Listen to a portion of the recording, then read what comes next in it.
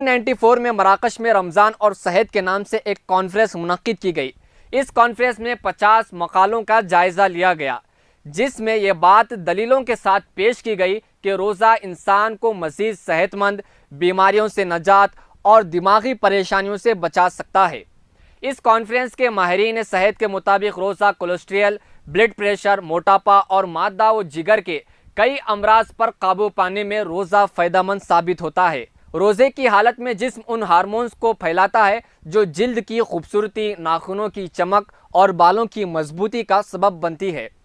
دن کا طویل حصہ روزے میں گزارنے کے بعد انسانی جسم میں موجود زہریلے مواد اور دیگر فاسد مادے ختم ہو جاتے ہیں۔ یوں جسم کو فاسد مادوں سے نجات ملتی ہے۔